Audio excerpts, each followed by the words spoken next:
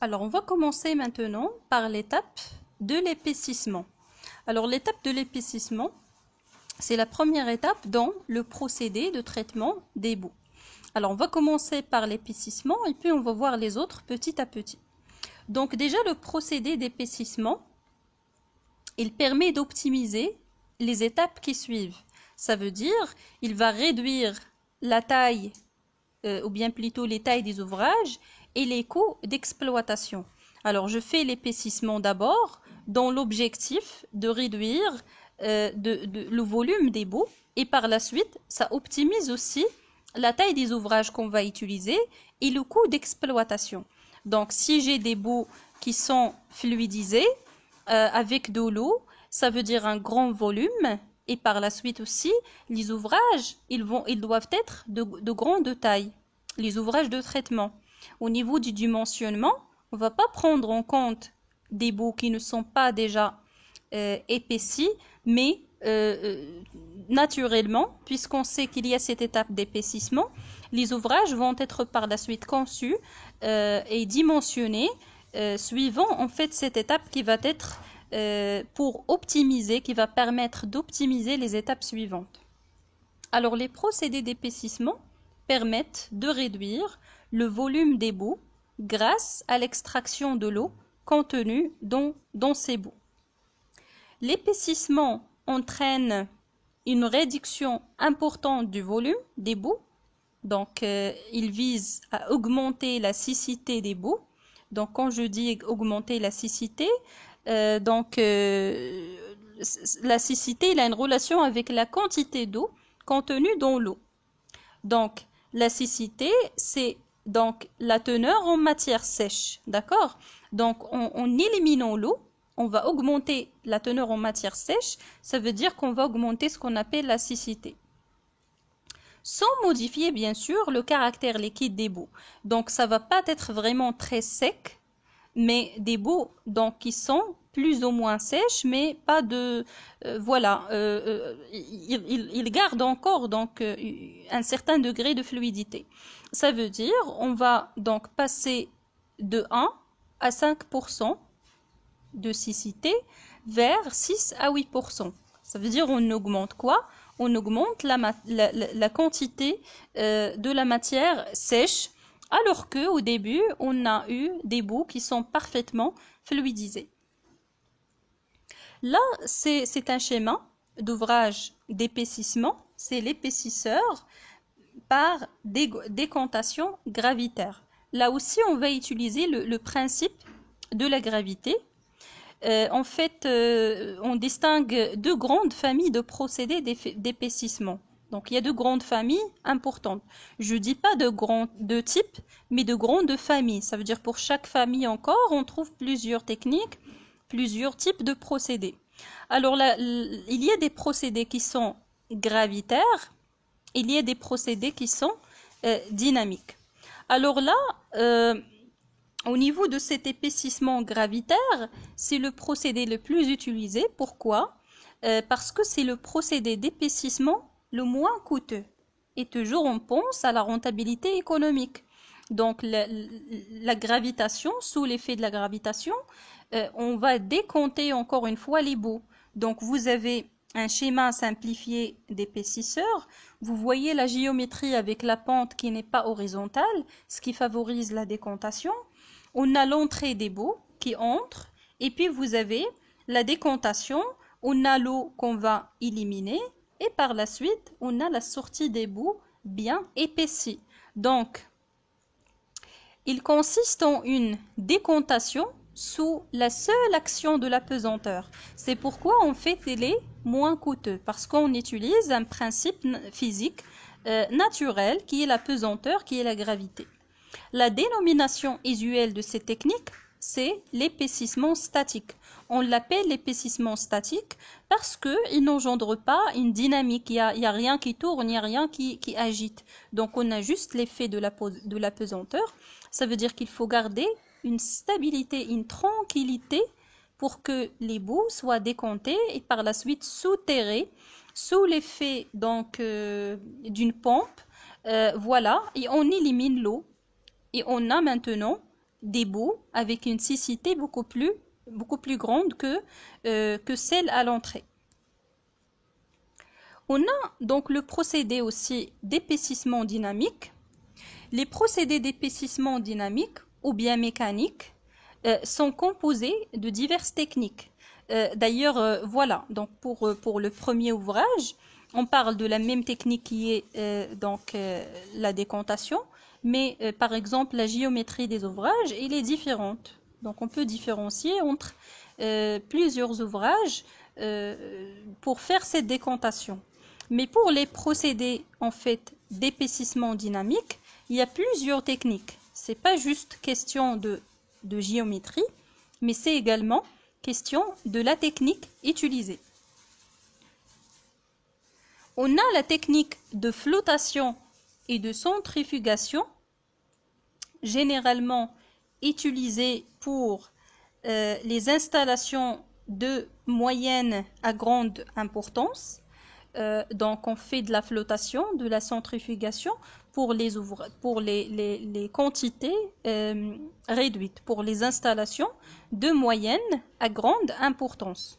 Et on a aussi la technique de l'égouttage qu'on utilise dans les petites steppes. Donc pour les grandes utilisations en quantité, pour les grandes installations et pour les moyennes installations, on utilise généralement, si on a fait le choix dynamique, la flottation et la centrifugation. Pour l'autre cas, ça veut dire les petites steppes. Par exemple, à l'intérieur de l'entreprise, si on a une station d'épuration, on va utiliser l'égouttage parce que ça va être plus facile donc à appliquer. Alors, l'épaississement dynamique par flottation.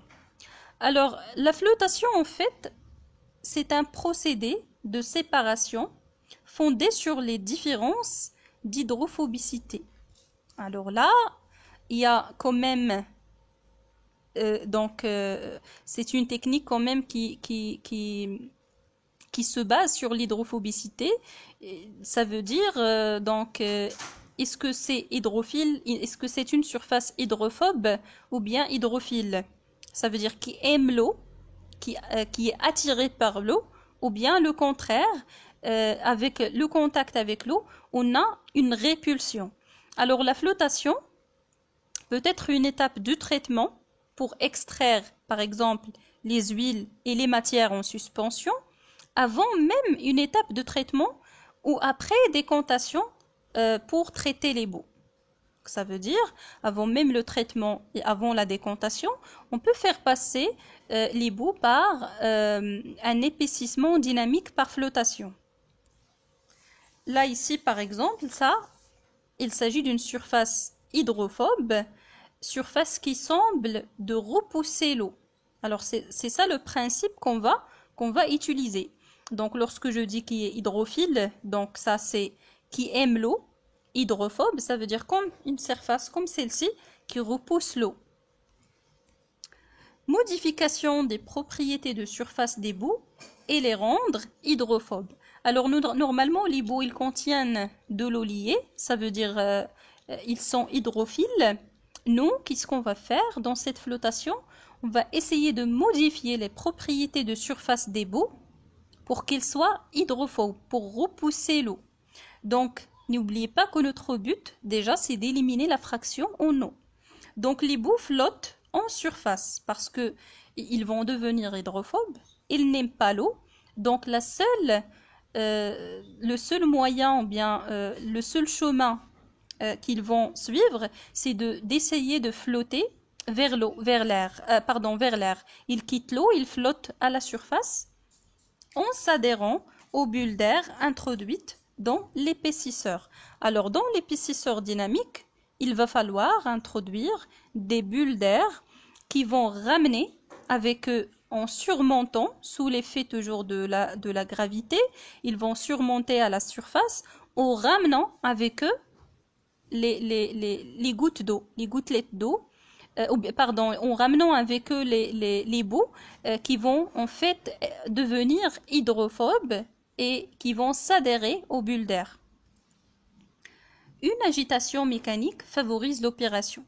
Alors, c'est pourquoi c'est une c'est un procédé qui est dynamique parce qu'il y a une agitation mécanique qui favorise l'opération de flottation, et aussi parce que on va rajouter ou bien on va donc insérer et introduire des bulles d'air pour en fait ramener les bouts en surface et pour favoriser la flottation. Là par exemple, c'est en fait un procédé de flotation dynamique.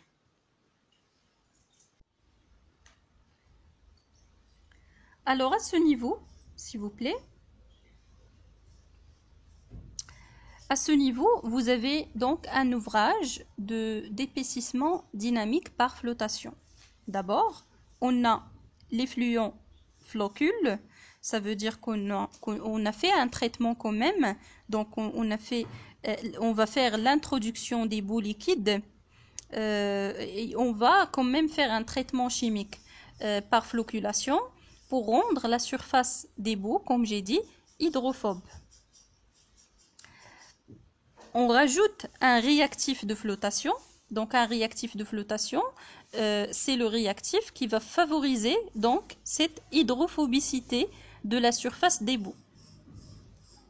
On fait une agitation mécanique pour favoriser donc l'opération, pour homogénéiser entre l'agent de flotation et entre les bouts, et pour aussi voilà, favoriser la remontée vers la surface. Là, on a ce qu'on appelle un ballon de pressurisation. Alors la pressurisation, bien le ballon de pressurisation, c'est un organe indispensable pour réaliser la flottation. C'est très important. Qu'est-ce qu'on fait à ce niveau? Vous avez une pompe haute pression, pressurise à environ 4 bars un débit d'eau. Ça veut dire quoi pressurise? Ça veut dire il va augmenter la pression de l'eau. L'eau et la pression en fait du débit de l'eau. Donc vous avez une pompe haute pression au niveau du ballon de la pressurisation qui va pressuriser à environ 4 bars. Ça c'est général, ça c'est juste un exemple. Vous pouvez trouver d'autres types à d'autres pressions, mais l'optimal ou bien l'optimum c'est 4 bars. Il va pressuriser un débit d'eau dans le ballon de pressurisation. Alors, de l'air comprimé va être introduit par une vanne de détente. Donc, on va voilà une petite image d'un ballon de pressurisation. Vous avez l'eau qui va être pressurisée.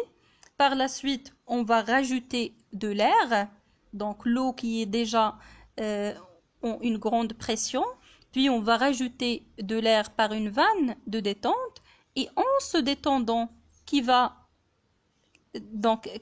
on va créer des bulles d'air. Donc, en se détendant, le mélange air-eau va libérer les microbules qui entraînent dans leur remontée les flocs de boue à la surface du flottateur afin de pouvoir être éliminés par raclage de surface. Donc, qu'est-ce qu'on a ici?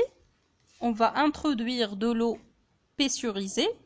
On va introduire donc de l'air avec une détente. Lorsqu'on va détendre, on va créer des bulles d'air. Donc déjà, c'est un phénomène qui est naturel. Lorsque vous avez de l'eau, haute pression, et vous avez un mélange d'air, ça veut dire vous faites l'introduction de l'air, et par la suite, vous faites une détente, ça veut dire vous ouvrez par exemple un robinet. Les premières eaux qui vont arriver, ils vont être mélangés avec des bulles d'air. Alors l'objectif de ces micro-bulles d'air, c'est de s'adhérer avec les bouts qui sont maintenant devenus hydrophobes grâce donc à l'agent de flottation. Et vous voyez, l'air, donc la densité de l'air, elle est donc légère. Ça veut dire ils vont flotter en ramenant avec eux, donc ces bulles d'air, les flocs de boue à la surface du flottateur. Et par la suite, vous aurez un raclage. Donc on va racler les bouts de la surface et on va les éliminer donc par la suite vers les autres opérations. Alors vous voyez la différence entre un épaississement dynamique et un épaississement statique. En statique, on n'a pas d'agitation, on n'a pas d'effet mécanique, ni de bulle d'air. C'est juste la décantation naturelle sous l'effet de la pesanteur. Pour tout ce qui est flotation dynamique, épaississement dynamique, voilà déjà le premier procédé qui est le procédé de flottation, qui nécessite beaucoup plus d'ouvrages et une autre technologie, ce qui en fait explique pourquoi on dit que l'ouvrage à coût le plus réduit, c'est le premier. Maintenant, l'égouttage. Donc, on a la flottation, c'est un traitement épaississement dynamique. Par la suite, on a l'épaississement dynamique, mais par égouttage. J'ai dit que pour l'égouttage, on l'utilise donc pour les petites steppes, pas pour les grandes installations. Alors déjà, lorsque je dis égoutter, automatiquement, dans la langue, il s'agit de se débarrasser d'un liquide. Alors nous ici, on va se débarrasser de l'eau. Il s'agit en fait d'égoutter, d'égouttage. Donc d'égouttage en, en arabe, c'est asr. Donc il s'agit d'égoutter les boues en les mettant dans un support filtrant, ce qui provoque un épaississement rapide de la boue. Donc c'est un système qui va vous aider à se débarrasser de l'eau en faisant l'égouttage sur une surface filtrante. On va filtrer de l'eau, mais on ne va pas faire une simple filtration, mais on va créer une pression pour égoutter donc les boues. Les boues doivent être préalablement floculées. Pourquoi? Pour faciliter cette séparation eau et boue.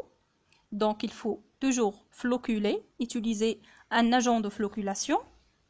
La simplicité de ce procédé d'épaississement assure sa durabilité par une maintenance réduite. Donc c'est un ouvrage facile à être maintenu.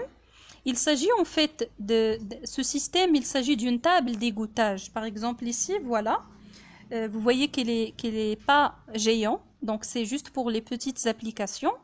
Ce système table d'égouttage, il permet d'augmenter la charge massique, ou la concentration des boues de 10 grammes par litre jusqu'à 100 grammes par litre. Ça veut dire qu'on va augmenter la concentration solide. Et la siccité finale est de l'ordre de 8%. Donc on va augmenter jusqu'à 8% la matière sèche au niveau des boues.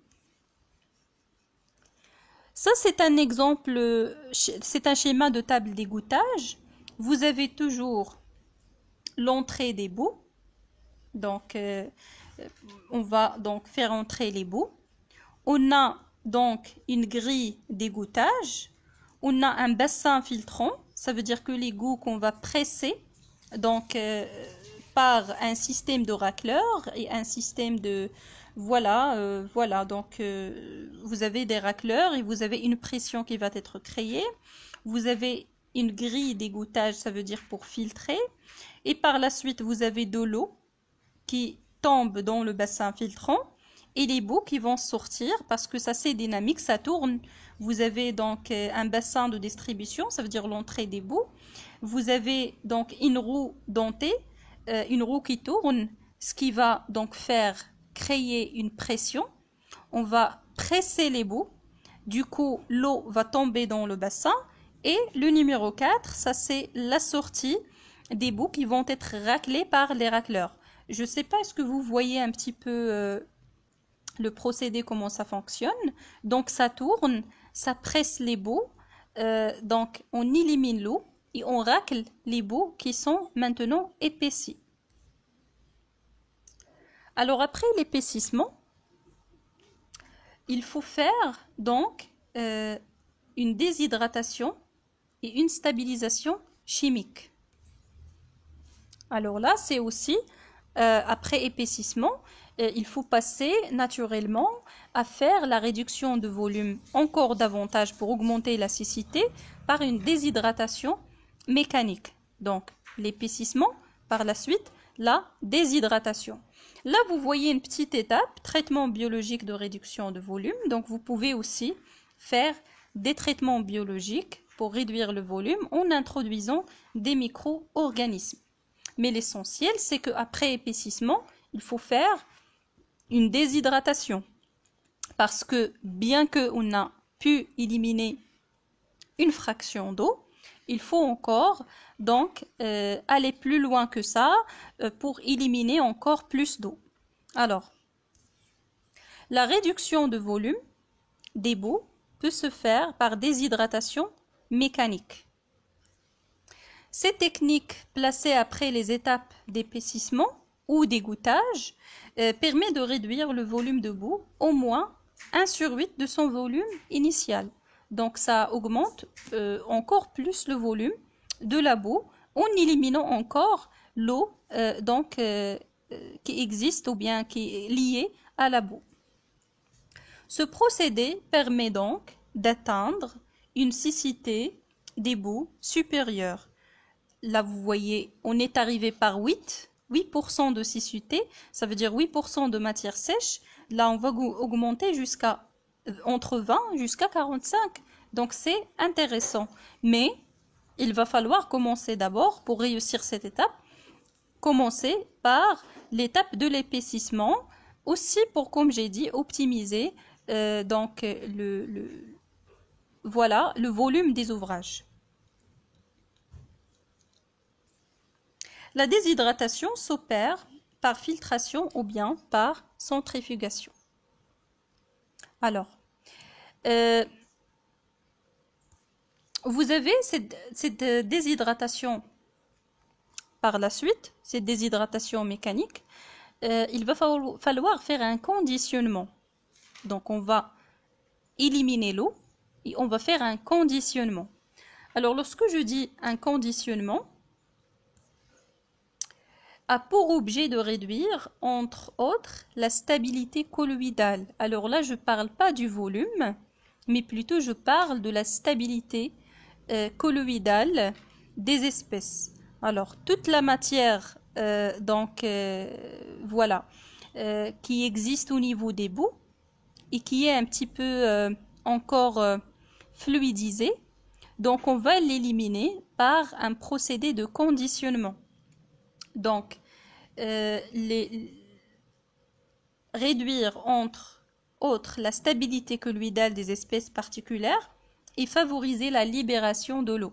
Parce que cette matière colloïdale, il emprisonne de l'eau, elle est comme un gel, donc c'est du gel, c'est difficile d'éliminer l'eau et d'abord il faut éliminer tout ce qui est colloïde pour favoriser la libération de l'eau.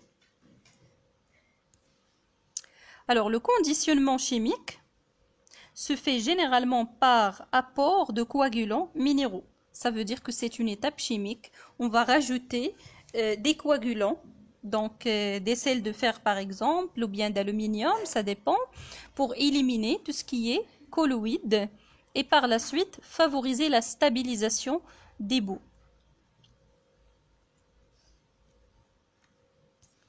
On peut aussi faire un conditionnement par voie thermique.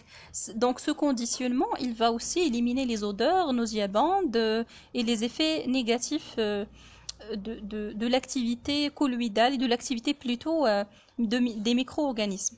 Alors le conditionnement, ou bien plutôt la voie thermique pour le conditionnement, ça veut dire on va chauffer les boues avec des températures élevées pour conditionner et stabiliser simultanément les boues instables. Donc, on fait un traitement thermique sous l'effet d'une grande température, d'une température élevée, pour hygiéniser donc les boues et stabiliser l'activité bactérienne. La congélation peut être pratiquée dans des cas très spécifiques. On peut aussi faire la même chose par diminution de la température. Parce que les micro-organismes en général, il y en a ceux qui résistent à la température, il y en a ceux qui aiment la température, voilà, qui résistent. Il y a ceux qui meurent à cause de la température augmentée, et ainsi de suite. Donc différents. Et il évolue dans différentes conditions de température. Alors c'est pourquoi on parle ici en fait d'une stabilisation aussi par voie thermique, mais cette fois-ci diminution de température. Mais généralement ça c'est une voilà, c'est très spécifique, c'est pas pour les stations d'épuration quoi. Alors qu'elles soient biologiques ou minérales, les boues qui sont hydrophiles renferment une forte proportion d'eau. Donc après les simples étapes de décantation et d'épaississement qu'on a vues, on peut toujours avoir de l'eau, même si donc on a fait tout ça. C'est pourquoi il faut un conditionnement des boues pour rendre l'opération de déshydratation mécanique économiquement réalisable. Ça veut dire avant de passer à la déshydratation mécanique, on commence par un conditionnement chimique pour favoriser l'étape de déshydratation. Alors, je commence par l'épaississement, dynamique ou statique. Par la suite, je fais un conditionnement et puis je fais la déshydratation.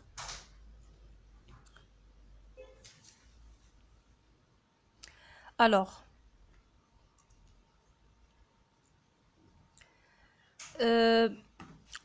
au niveau de la déshydratation mécanique, maintenant, on va faire donc une filtration.